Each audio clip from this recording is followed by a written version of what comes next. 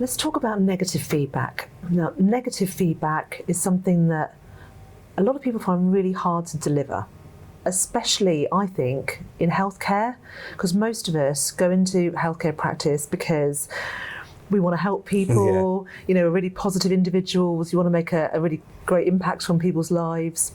So actually, when we have to have difficult conversations, we really struggle.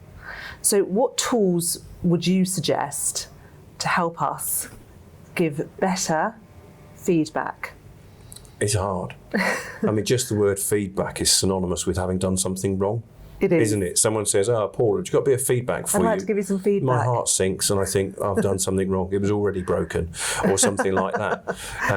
So feedback itself is a really challenging term to use. There's a great model out there, great book as well by a lady called Kim Scott. She calls it Radical Candor. She's American, so it's got no U. If you're going to Google it, don't put, well, it'll come up with a U in it actually. So Kim Scott's Radical Candor is really good. She's an ex-Google executive, and she gave a great story, and I'll use her story here because it works really well, and it's sort of agnostic depending on what sort of practice you're in, it works. So she was an absolute expert at what she did in Google as a Google executive, and she was tasked to give a presentation. She gave that presentation, and immediately afterwards her boss came up to her and said, Kim, I know that you are absolutely fantastic at what you do, and I want everyone else to know how fantastic you are, but in that presentation you ummed and ahed quite a lot. And therefore, it sends a message that you might not be as good as you are. And I want everyone to understand that you are an absolute ninja at this. So if you can dial down the ums and ahs and maybe rehearse a little bit more beforehand, you'll come across as the expert you are, and that's what I want. So what she's demonstrated here, and Kim Scott's put this out in a beautiful, we'll share a diagram of this on the screen in a second, is a beautiful diagram. It's like a graph, if you like, where the axes are care personally and challenge directly.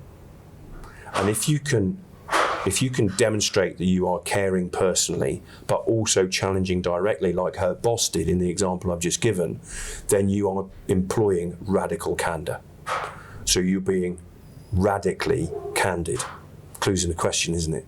But she's given some great titles. I might have to look down at the notes because they're so great. So if you can demonstrate that you care personally, but you're not challenging directly, she calls that ruinous empathy. Check you out. Yes. I mean, the title says it all. You're being overly empathic and it's just ruining the situation. You're not telling someone what's going wrong. I think that is classic for many practice owners, again, Definitely. because of the nature of the work that we do. Yeah. I think we're more likely to go into that almost apologetic, making excuses for an individual and trying to be really kind and nice and overly sympathetic. Yeah. Well, that's when empathy turns into sympathy, isn't Yes. it? And I know it sounds a bit weird because one of our philosophies is that great leadership comes from a position of care, but you can care too much. Yes. You've got to be able to challenge directly and have those things that might be slightly uncomfortable. But if you can demonstrate you're doing it from a position of care, then you flick into the radical candor area. So one of the other ones I want to talk about is if you challenge directly, but you don't demonstrate any care. Can you remember what that one is? I can't. Obnoxious aggression. Oh. I mean, isn't the title great there? Yeah, I think we're all picturing individuals from our historic working lives. Yeah, I've tried really hard not to blurt some names out of people who fit into these quadrants that I've dealt with. But yeah, obnoxious aggression, whereby you demonstrate no personal care at all. You're just the critic. This is like, if we were chatting here and I got a bit of spinach in my tooth, spinach, get me, Popeye. If I had spinach in my tooth on camera, then you, out of obnoxious aggression, you would just point out openly and in almost like a Mickey taking way, oh my God, look, Paul's got spinach in his tooth. That is obnoxious aggression personified, rather than radical candor would be the first available opportunity. Paul, you got a bit in your tooth. And therefore I can remove that. Sure, I might be a little bit embarrassed, but it's done. You've dealt with it immediately. So the fourth quadrant that we've not dealt with is no personal care and no challenge at all. And that is manipulative insincerity. That's just the bland person, the grey person who doesn't point out anything whatsoever. They might even talk about you behind your back. Oh, did you see that video that Paul and Emily put out the other day, that weekly wisdom where he had the bit of spinach in his tooth? What an idiot.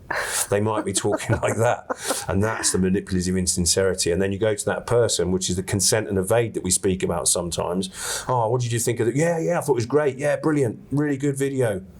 Did you notice I had spinach in my teeth? No, not a bar of it. So this radical candour, really important. If you can demonstrate care, and the way, just cast our mind back to the example, the way the boss did it was, I know that you are really bloody good at what you do, and I want everyone else to know how good you are. So therefore, practice more, less umming and ahhing, you'll come across better in front of everybody, and they will applaud your expertise rather than focusing in on the umming and ahhing and time fillers. So radical candour, great, loads of videos out there. If you look at radicalcandour.com, there's free downloads on there as well. Really useful resource, loads of assets. Amazing.